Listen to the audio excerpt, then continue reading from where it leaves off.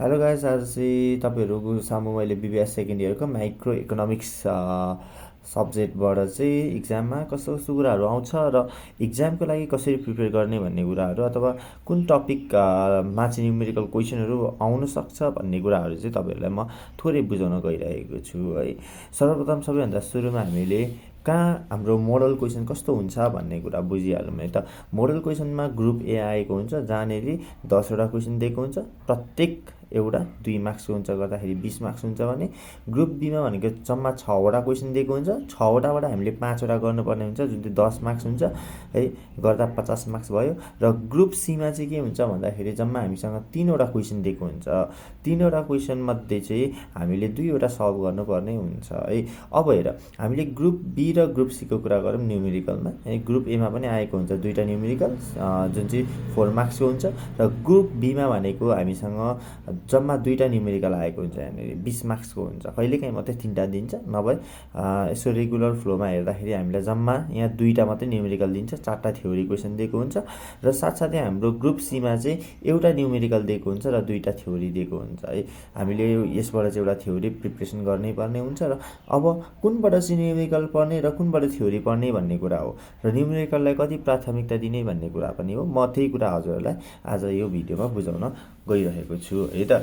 अब मैले टपिक जम्मा हामीसँग म्याक्रो इकोनोमिक्सभित्र 10वटा युनिटहरू रहेका छन्, तपाईँहरूले यहाँ देख्न सक्नुहुन्छ। 10वटा युनिटबाट चाहिँ कुन चाहिँ इम्पोर्टेन्ट छ त भन्ने कुरा हो है। सबभन्दा सुरुमा हामीलाई लगभग 4देखि 5वटा 10 मार्क्स कोटाको क्वेसन आउँछ। जुन 10 मार्क्स कोटाको क्वेसन आउने चाहिँ कुन कुन सब्जेक्ट छ त अथवा कुन कुन युनिट छ त भन्दाखेरि, सरी सब्जेक्ट भनेपछि युनिट छ त भन्दाखेरि युनिट 10, युनिट 9, युनिट 8, यिनीहरू 3टाबाट चाहिँ 10-10 मार्क्स आउँछ। र युनिट 7बाट पनि आउन सक्छ है। तर युनिट 7 र युनिट 3 चाहिँ तपाईँले अन्तिममा पढ्दा भयो है। लास्ट यो चाहिँ तपाईँको लास्ट, अरू सबै सक्छु अनि त्यो अन्तिममा पढ्छु भनेर त्यसरी पढ्नु होला है। त्यस पछाडि हाम्रो अलिक इम्पोर्टेन्ट थ्योरीको लागि इम्पोर्टेन्ट जुन चाहिँ 15 मार्क्सको कुन छ त सब्जेक्ट भन्दाखेरि युनिट 6 च्याप्टर भन्दाखेरि, अथवा युनिट कुन युनिट चाहिँ अलिक इम्पोर्टेन्ट छ त भन्दाखेरि युनिट 6 र युनिट 4 छ, जुन चाहिँ थ्योरीमा 15-15 मार्क्स गरेर आउँछ है। अनि अर्को न्युमेरिकलमा चाहिँ कुन इम्पोर्टेन्ट छ त 15 मार्क्सको लागि भन्दा युनिट 2 इम्पोर्टेन्ट रहेको छ। त्यसरी नै 10मा पनि, किनकि हाम्रो 10 मार्क्स उठाएको जम्मा 2टा न्युमेरिकल आउँछ, कहिलेकाहीँ युनिट 2बाट आउँछ, कहिलेकाहीँ युनिट 4बाट र युनिट 5बाट आउने गर्दछ है। भनेपछि हामीले छुट्याउँदै नछुट्याउनु पर्ने। र हाम्रो first introduction to macroeconomics छ जुन युनिट 1 छ, युनिट 1बाट चाहिँ 10 मार्क्सको क्वेसन जहिले पनि आएकै हुन्छ है। अब हामीले छुट्याउँदै नछुट्याउने चाहिँ कतिवटा युनिट चाहिँ छुट्याउनु हुँदैन भन्दाखेरि, एउटा युनिट 1 नछुट्याउने, युनिट 2 इम्पोर्टेन्ट फर न्युमेरिकल है, युनिट 3लाई हामीले स्किप गरिदिने, युनिट 4लाई हामीले न्युमेरिकलको लागि प्र्याक्टिस गर्ने है। यसलाई भनेको हामीले 10 मार्क्सको लागि प्र्याक्टिस गरिरहने है, नपढ्ने। अनि युनिट 5मा पनि एकदम न्युमेरिकल कन्सियस भएर गर्ने।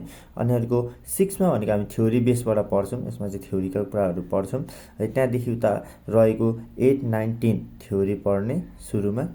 अनि त्यहाँदेखि हामीसँग समय पुग्यो भने, त्यहाँदेखि समय पुगेपछि मात्रै हामी पहिला युनिट 7 हेर्छौँ, युनिट 7 हेरिसकेपछि युनिट अन्तिममा मात्रै युनिट 3 हेर्छौँ। यसरी हामीले हाम्रो समय पनि बचत गर्न सक्छौँ र हामीले राम्रो मार्क्स पनि ल्याउन सक्छौँ। तपाईँले यहाँ देख्न सकिरहनु भएको हुन्छ, आइपी भनेको इम्पोर्टेन्ट हो, टिएच भनेको थ्योरी हो। यो चाहिँ थ्योरीबाटै आउन सक्छ, न्युमेरिकल पनि आउन सक्छ भनेर दिएको है। यो कुराहरू चाहिँ तपाईँले यति मात्रै पढ्नुभयो र यति मात्रै प्र्याक्टिस मजाले गर्नुभयो भने चाहिँ तपाईँहरूको इक्जाम राम्रो हुनेछ भन्ने लागेको छ। आई होप राम्रो होस् पनि। बेस्ट अफ लक है सबैजनालाई।